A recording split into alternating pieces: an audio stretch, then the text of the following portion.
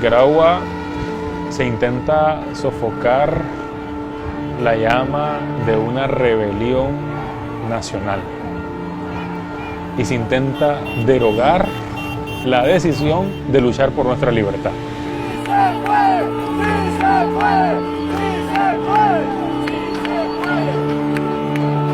El gobierno, la dictadura, en ese momento se impone tras el hecho de no permitir ninguna muestra de rechazo, repudio o de hartazgo que diéramos nosotros como jóvenes.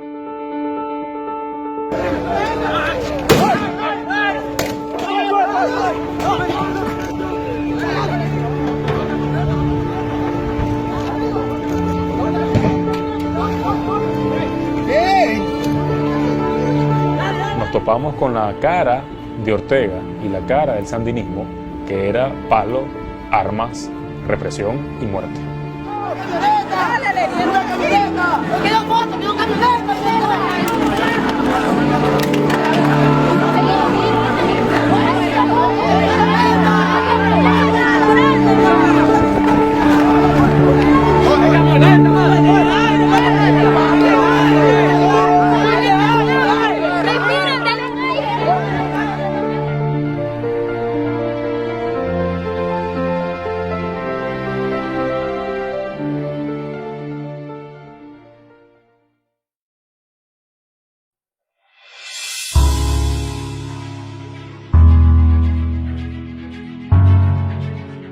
Un incendio a 380 kilómetros de Managua enciende los ánimos de estudiantes universitarios. Es el inicio de un nuevo capítulo de conflictos sociopolíticos en el país, pero eso aún nadie lo sabe.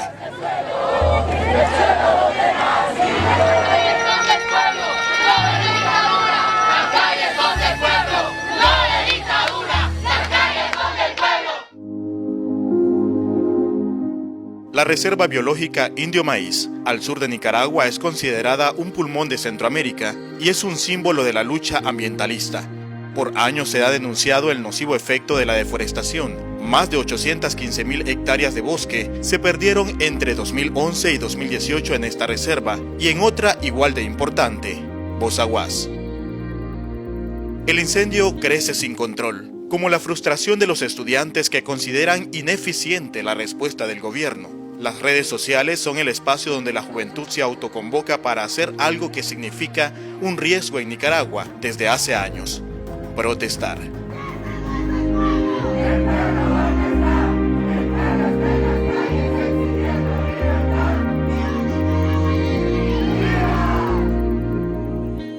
Las protestas de los estudiantes son bloqueadas por la Juventud Sandinista, una agrupación bajo el control del partido gobernante que trata de disipar el descontento social con violencia.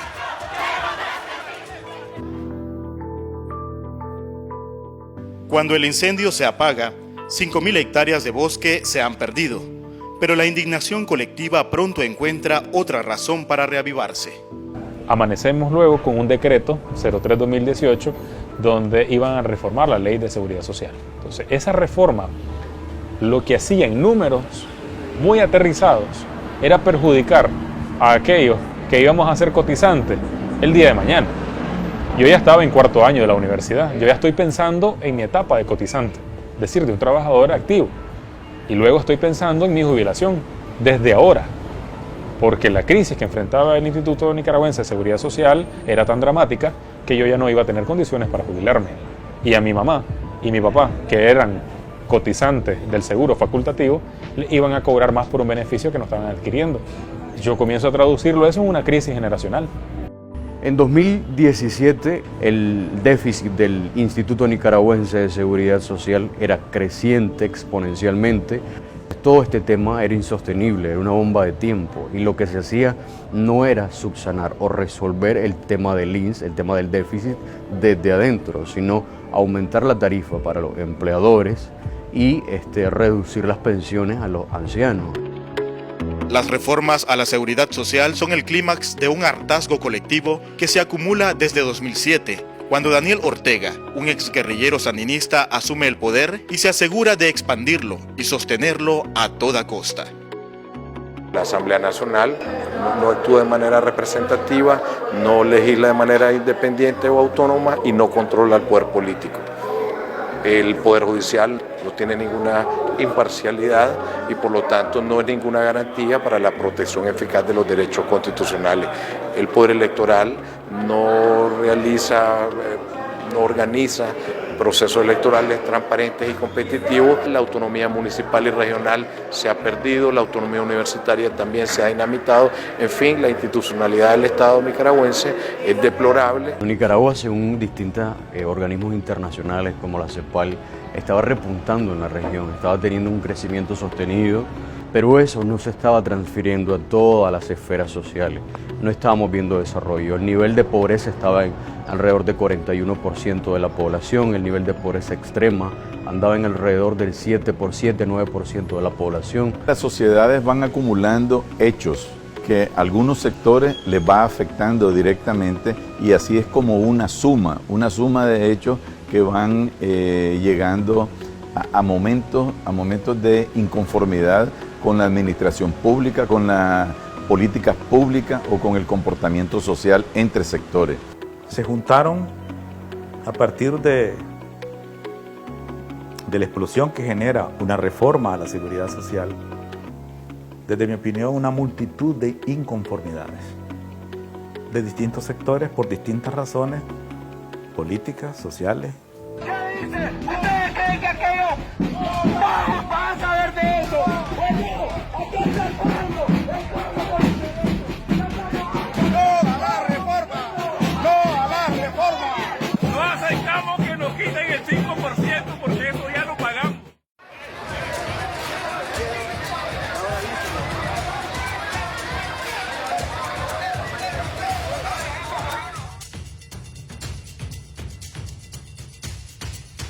Una protesta de ancianos que reclaman por la reducción de sus pensiones es contenida por la policía y grupos pro-gobierno. Las manifestaciones pronto están por todo el país. Matagalpa y Masaya son los primeros departamentos en registrar incidentes como este.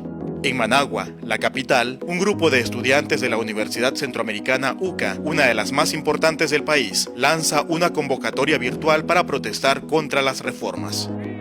Una vía principal en el centro de la ciudad se vuelve el escenario de un ataque que detona la peor crisis sociopolítica del país en los últimos 30 años.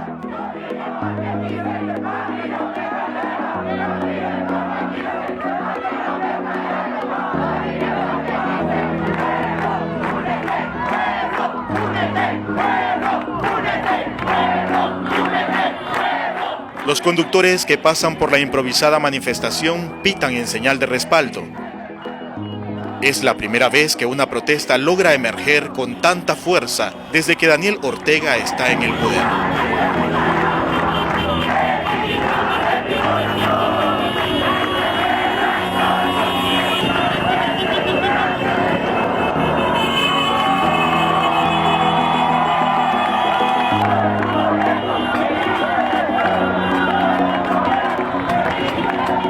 Vimos el momento exacto en el que llegaron como todas las motocicletas en grupo y todos se bajaron, dejaron las motocicletas y empezaron a sacar garrotes, palos que andaban o piedra incluso. Nos golpearon, nos insultaron, nos dijeron muchísimas cosas. Los establecimientos como Buffalo Wings quedaron completamente destruidos. Bueno, fuimos a la manifestación de estos muchachos. Y de repente se armó el pleito, la parte de la JS. Ellos estaban agrediendo a los convocados. Me robaron la cámara, me golpearon. Mira. Donde está la cámara te la robaron, ¿ves?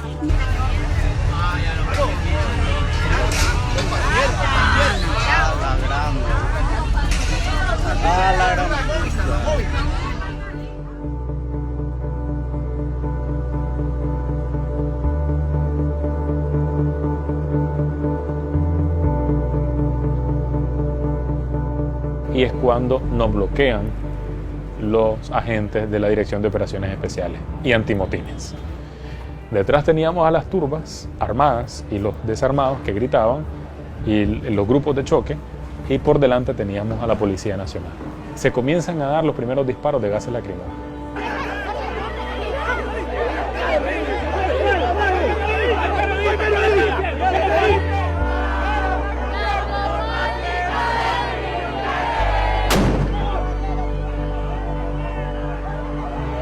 ¡Dale, corre! ¡Corre! ¡Me está pegando!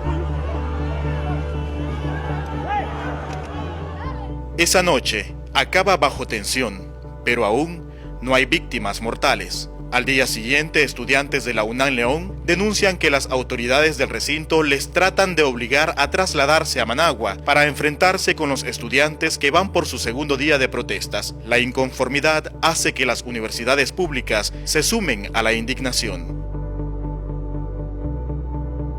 Nosotros como UNAM estábamos callados, estábamos dormidos y dijimos, nosotros no podemos ser así, somos la UNAM, somos la mejor universidad de Nicaragua, somos la universidad más grande de Nicaragua y no podemos quedarnos callados, tenemos que hablar, tenemos que alzar nuestra voz.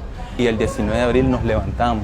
Ese día, el 19 de abril, comenzó todo para la UNAM y la UNAM se levantó en tranque, fuimos fuertemente reprimidos por paramilitares. Ese día las universidades públicas se convirtieron en un verdadero campo de batalla. La Universidad Nacional de Ingeniería, la Universidad Nacional Agraria, la UNAM Managua y la UPOLI estaban bajo control de estudiantes que se atrincheraron para resistir la embestida policial. La primera imagen impactante se difundió poco antes del mediodía. Roberto Rizzo, estudiante de la Universidad Agraria, fue alcanzado por una bala de goma y perdió su ojo.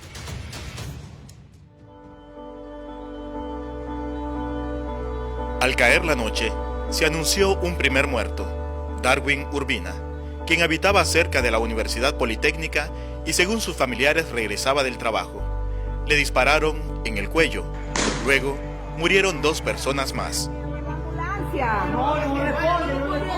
No, que van a estar pues sí, hay que amarrar.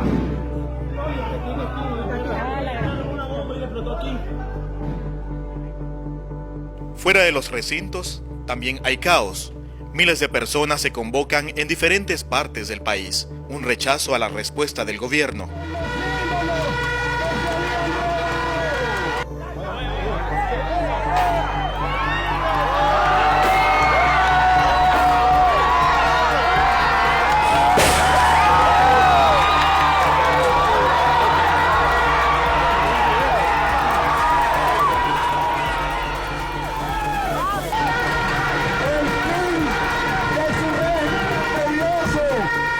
Nueva vida, esperanza, de trabajo y de futuro luminoso para nuestros hermanos campesinos que viven amenazados por su tierra y por sus vidas.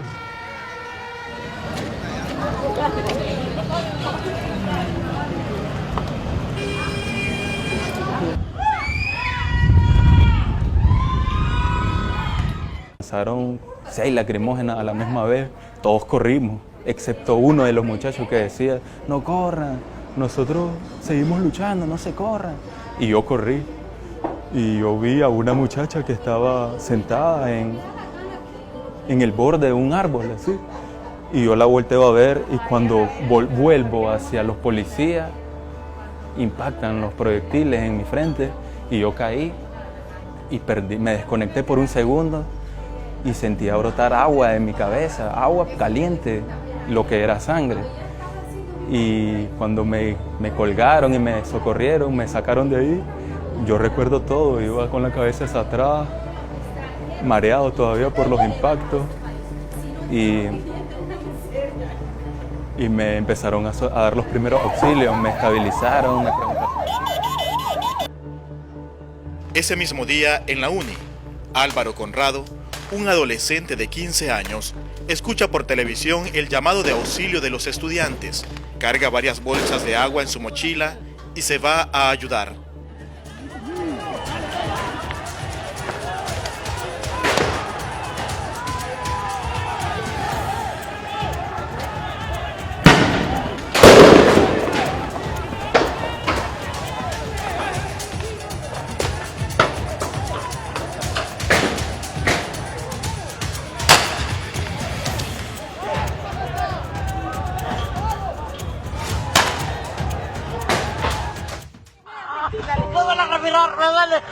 Tranquilo, tranquilo. Mira, tranquilo.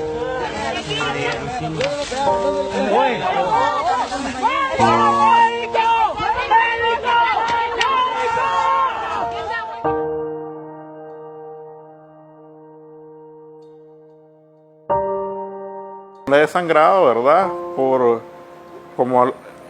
En los primeros minutos, la primera 15, 20 minutos, no lo atienden. El hospital Cruz Azul, entonces los 15, 20 minutos que eran primordiales para meterle sangre, no se pudo. Entonces, cuando llega el Bautista, él llega ya a la última, ya sin sangre, la sangre que le pusieron ya no pudo recuperarse.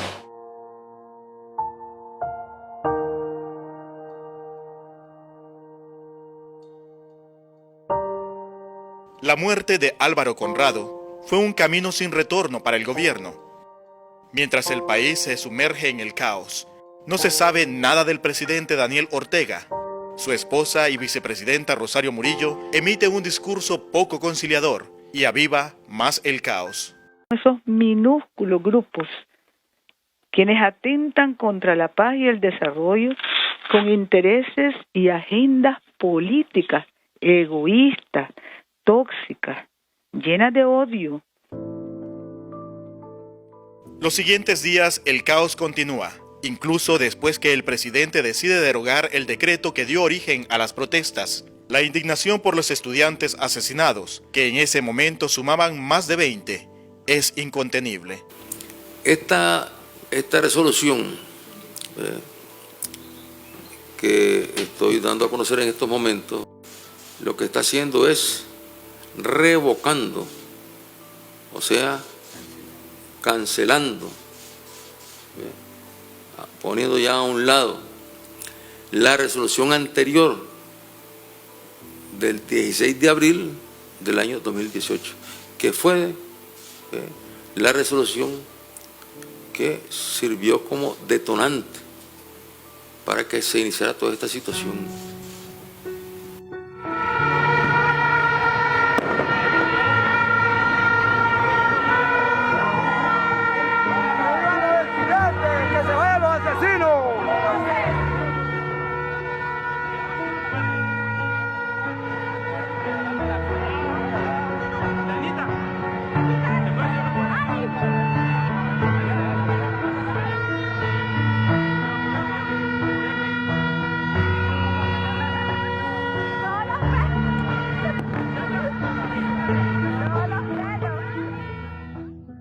Ante las protestas masivas, el gobierno de Ortega se ve forzado a iniciar un diálogo.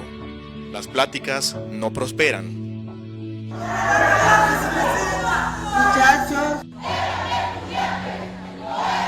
Esta no es una mesa de diálogo, es una mesa para negociar su salida, y lo sabe muy bien, porque el pueblo es lo que ha solicitado. Aquí está todo este sector clamándole a usted, como jefe supremo de la policía, que ordene el cese al fuego inmediato. Y la policía tiene órdenes de no disparar. Tiene órdenes de no disparar. El día siguiente, ya no es la policía la que reprime. Grupos parapoliciales afines al gobierno se enfrentan a los manifestantes con armas de guerra. Las muertes aumentan dramáticamente, así como los apresamientos ilegales. En diferentes partes del país, pobladores inconformes levantan barricadas para protegerse de los nuevos agresores. Esto es lo único que tenemos para defendernos. Los riesgos que corremos aquí es perder la vida a causa de las balas que dispara la policía, porque ya no está disparando ni lacrimógenas ni salvas, son balas de verdad, de AK, de fusiles de guerra.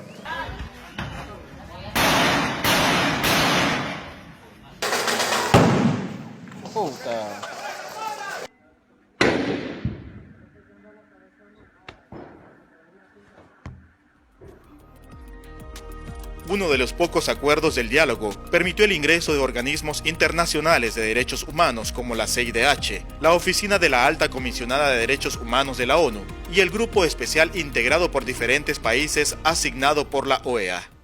Esta es una situación grave, que es una situación que afecta seriamente los derechos de la ciudadanía que compromete espacios de participación a través de los cuales de forma pacífica se manifiesta la disidencia de las personas.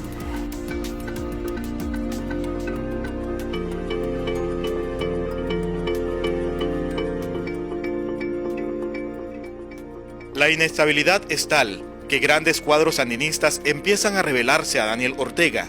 Uno de los desertores más importantes fue Rafael Solís, magistrado de la Corte Suprema de Justicia y muy cercano a operador político del partido gobernante. A mi carta señalé, en mi caso, pues, del Poder Judicial, que con los años habíamos ido perdiendo independencia y que había un control, pues, efectivamente, del presidente sobre el Poder Judicial y de la vicepresidenta, de las dos personas, pues, del presidente y vicepresidente. Pero esto también se ha dado con el poder electoral y con el poder legislativo, pues. Es decir, hay que volver a rehacer, tal vez sea la palabra, pues no sé si el Estado, como se dice, pues ya después de unas elecciones y dejar bien claro en la Constitución la independencia de los poderes del Estado. La OEA se pronuncia en contra de las medidas del gobierno. La violación de los derechos humanos, las prácticas contrarias a la democracia y al Estado de Derecho, la represión, la tortura. Las tenemos que denunciar y rechazar cuantas veces sea necesario.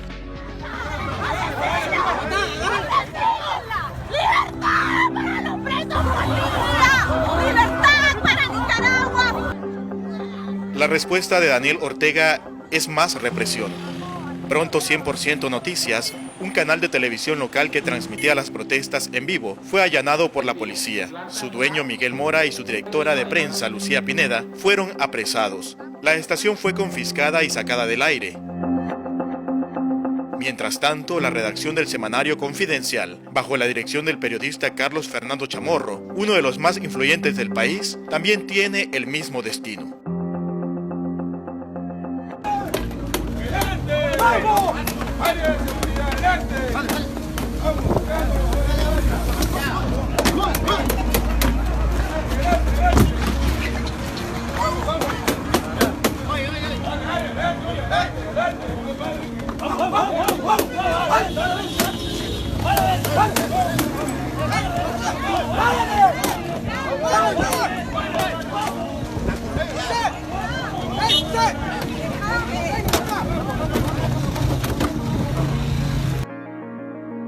Otras 9 organizaciones también son cerradas y confiscadas, acusadas de terrorismo y golpismo.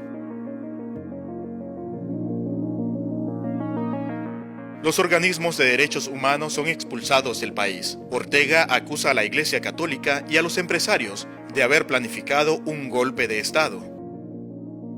Recibí una llamada del Departamento de Política de la Embajada de los Estados Unidos para decirme que tenían plena certeza que había un plan para asesinarme, que tuviera cuidado porque iba a ocurrir en los próximos días, e incluso me dijeron en dónde podía ser, cómo podían estar vestidos los que iban a ejecutar tal acción y que tomara mis precauciones.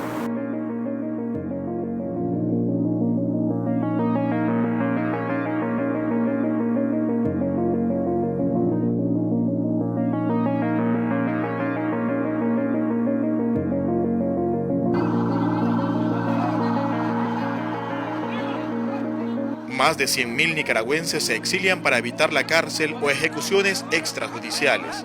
Hay más de 1.000 presos políticos y la policía prohíbe oficialmente las manifestaciones. Que se vaya ese maldito gobierno, cómo están quemando a las personas. Una de las peores imágenes de esta crisis llegaría el 17 de junio de 2018, cuando una familia completa, 5 adultos y 2 niños murieron calcinados. Los testigos acusaron a la policía y paramilitares de haber iniciado el incendio luego de que los ocupantes de la vivienda se negaran a permitir que ingresaran al balcón del segundo piso para disparar contra manifestantes. Les digo que quemaron mi casa, una colchonería en el edificio. y toda mi familia está muerta. Los niños, mi hermano, mi papá, mi mamá. Quemaron mi casa, la quemaron y yo traté de salir porque me tiré del balcón con mi hermana. Lo mataron. Ay, pero más digo, ay, Nilo Ortega, a toda su familia y a toda su descendencia. Donde al otro lado, donde todos lo rodearon en camioneta y estaban tirando balas con AK, revólver, 38, armados hasta los dientes. Y nosotros sin armas, lo que nosotros solo por venir a ayudar a esta humilde familia, trabajadora, luchadora. El caso de la masacre en el barrio Carlos Marx me golpeó a mí, golpeó a mucha gente y me atrevería a decir que inclusive golpeó a mucha gente que todavía apoya al Frente Sandinista.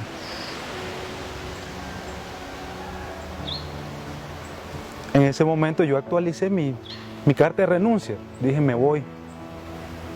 Yo sabía quién lo había cometido. Lo había cometido el Frente Sandinista. Policías y parapolicías atacan las universidades y barricadas que civiles levantaron por todo el país.